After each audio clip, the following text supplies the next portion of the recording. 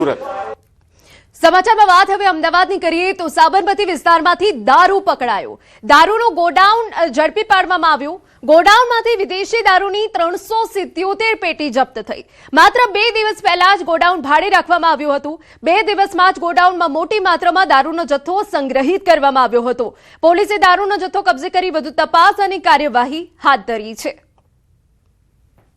28 લાખ જેટલો મુદ્દામાલ થાય એટલો દારૂનો જથ્થો પકડી પાડવામાં આવેલ અને એલસીબીની ટીમની જે બાતમી હતી એ આધારે વેરીફાઈ કરતા કે જે ગોડાઉન હતું એમની પાસેથી ખાલી 2 દિવસ પહેલાં જે ગોડાઉન ભાડે રાખવામાં આવેલું હતું ત્યાં 2 હાથી એટલે છોટા હાથી જે વાહન કબજે થયું છે। ઉપરાંત જે એન્ટ્રી એક્ઝિટ છે ત્યાંથી સીસીટીવી કેમેરા એ ચેક કરી અને આ મુદ્દામાલ કોનો છે અને કોણ અહીંયા મૂકીને ગયું છે એની હાલ અમે તપાસ કરી રહ્યા છીએ। સમાચારમાં વાત હવે રાજકોટની કરીએ તો ગોંડલથી દારૂ ભરેલી ટ્રક પકડાઈ છે। 1 વર્ષથી ફરાર આરોપી સાગરી સાથે પકડાઈ ગયો છે। આપને જણાવી દઈએ ભરૂડી ટોલ પ્લાઝા પાસેથી 2 શખ્સો ઝડપાયા। ટ્રકમાંથી વિદેશી દારૂની 1548 બોટલ મળી આવી। કુલ 19.98 લાખનો મુદ્દામાલ કબજે કરવામાં આવ્યો। દારૂ છુપાવવા માટે ટ્રકમાં ચોરખાનું બનાવ્યું હતું। દારૂનો જથ્થો મધ્યપ્રદેશથી મોકલનાર શિવરંજન અને મંગાવનાર કેશોદના પ્રાસલીનો રાહુલ વોન્ટેડ જાહેર। આગળની કાયદેસરની કાર્યવાહી માટે ગોંડલ તાલુકા પોલીસે કેસ સોંપાયો છે।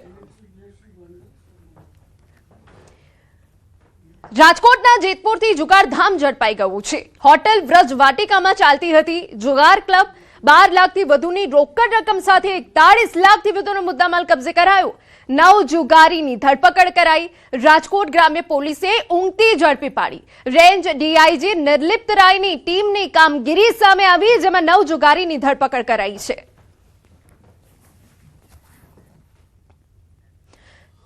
સમાચારમાં આગળ વધીએ વાત હવે બનાસકાંઠાની કરીએ તો ખીમાણા શિહોરી નેશનલ હાઈવે પર અકસ્માત થયું છે। ચેખલા બસ સ્ટેશન પાસે ટ્રેલર અને બાઇક વચ્ચે અકસ્માત થયો।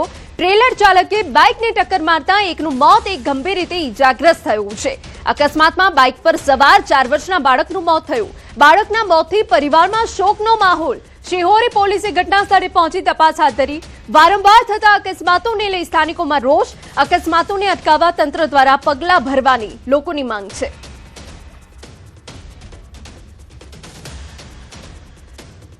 સમાચારમાં વાત હવે અમદાવાદની કરીએ તો એએમટીએસ દ્વારા ફીડર બસ સેવાનો પ્રારંભ કરવામાં આવ્યો। મેટ્રો સ્ટેશનની કનેક્ટિવિટી માટે શરૂ કરાઈ ફીડર બસ। એપરલ પાર્કથી એપરલ પાર્ક સુધી જ રહેશે એએમટીએસ બસ સેવા। બાળકો માટે 3 રૂપિયા અને પુખ્ત વ્યક્તિઓ માટે 5 રૂપિયા ભાડું રહેશે। મેટ્રો ટ્રેનના ટાઈમે દર 30 મિનિટ મળશે ફ્રીક્વન્સી। 9.95 કિલોમીટર લાંબો રહેશે આ ફીડર બસનો રૂટ। પૂર્વ વિસ્તારમાં ઓફિસ વર્ક કરતા લોકો માટે આ બસ આશીર્વાદરૂપ બનશે।